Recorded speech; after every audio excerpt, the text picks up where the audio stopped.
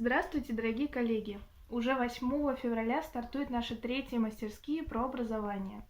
Сейчас мы с вами находимся в офисе центра .psi, где Александра Теплицкая, та, с кем вы будете проектировать этап проблематизации, расскажет нам о своей мастерской.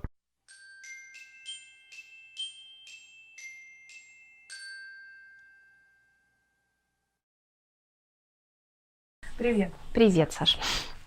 Скажи, пожалуйста, вот что, по твоему мнению, по твоему опыту, самое сложное в работе над детским проектом для педагога? Чаще всего на наших семинарах, когда мы задаем им вопросы, педагоги говорят, что именно этап выбор темы проекта, выбор проблемы самый непонятный для них, трудный для детей, как им кажется.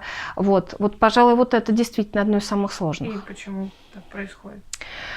Мне кажется, причин несколько. Первое – это то, что сама формулировка вопроса неверна. Если честно, у проекта в технологии проектирования нету темы, понятия темы. Есть проблема, то, что мы хотим менять, есть цель, что мы хотим достигнуть. Поэтому, конечно, выбирают дети не тему, а выбирают, что они хотят поменять. Проект – это изменение действительности, и дети отвечают на вопрос, что я хочу, чтобы было по-другому. Какие же условия должны быть в школе, чтобы эту проблему решить? Как раз про них мы поговорим на мастерской. Но на самом деле надо учить ребенка, как ни странно, видеть проблемы. И это не одноминутное дело, этому надо посвятить время и внимание. Потому что ребенок не должен быть супероптимистом в данной ситуации и не замечать проблемы, говорить, что они не важны. Он не должен быть пессимистом и при виде проблемы впадать в депрессию, спячку и так далее.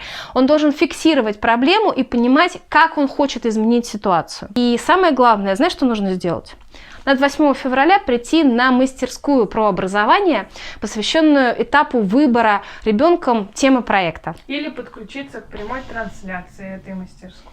Точно. И там мы поговорим про инструменты, и вы получите, как мне кажется, достаточно информации, чтобы переосмыслить свой опыт и разобраться с тем, как организовать этот этап. Буду очень рада вас видеть. Приходите.